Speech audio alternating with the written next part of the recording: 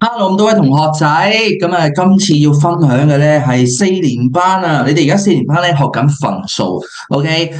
每一位同學我都咁同佢講噶啦，四年班嘅分數咧，你一定要學好佢。點解咧？因為咧係一定啊，對你五年班同埋六年班都好有幫助。你諗下學呢一課咧，你一定要鞏固佢，因為咧四年班你學完而家分數最基本咧要變翻真假分數啦、大分數啦，然之後咧就會學呢個嘅同分母加減。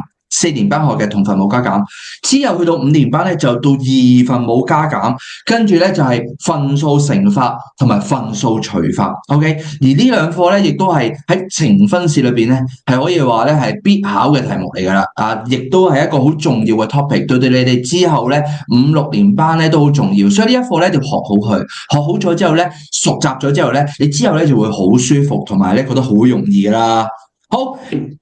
事不宜遲啊，即將講啦。OK， 今堂咧首先講講咧咩叫真分數先。嗱，真分數好簡單嘅啫，就係呢啲就叫真分數啦。OK， 分母係大過分子嘅，記住啦，媽媽咧係大過你嘅先係真嘅。OK， 就算咧呢一個綠色筆而家圈住呢一個分子同分母一樣嘅話，即係你同媽媽同年喎。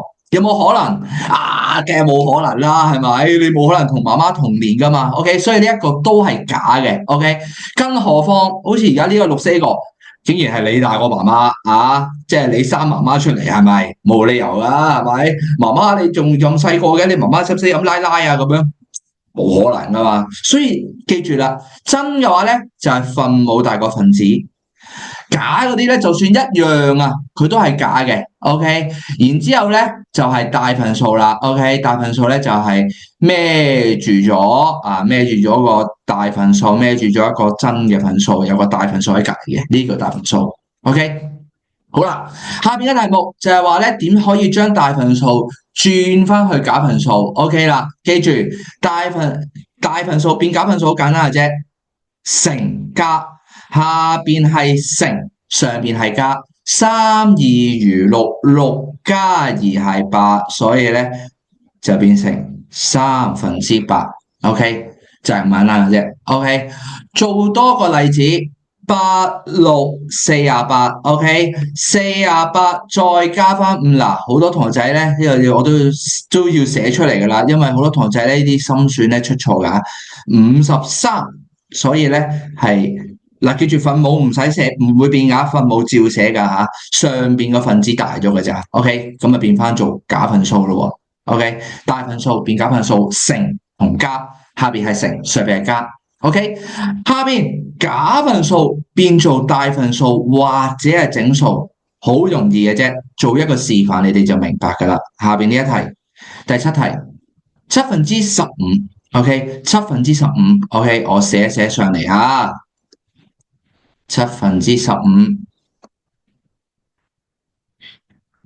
記住啦，15/7，記住除上而下咁除 ，OK， 記咗佢啦，上邊除以下邊嗰個，即係咧你除媽媽嘅 ，OK， 你除以媽媽嘅，入邊係你，出邊係媽媽咯喎，媽媽入屋揾你咯喎，7×2=14。OK， 好啦，緊記啦，媽媽會唔會變㗎？媽媽係唔會變嘅，所以咧分母都係7。OK， 好啦，上邊嗰個咧就係大分數，剩翻低嘅咧就係阿仔嘅，阿仔咧就係剩翻低嘅。OK， 答案呢一個咧就係大分數2。分母咧不變嘅，媽媽唔會變嘅。分子咧剩翻低嘅嘢食咧就俾翻你食啦。OK， 好，所以咧係2由1/7，由上而下除落嚟嘅。好，練熟咗呢幾個技巧，由大分數變假分數啦，或者由假分數變到大分數。OK， 練熟佢之後咧得益不少。OK， 另外真假大分數都要識分咯喎，記住啦，假分數好似呢個咁樣啊，一樣都係假㗎，一樣都係假分數㗎。今集講咗咁多，我哋下集再講。好，拜拜。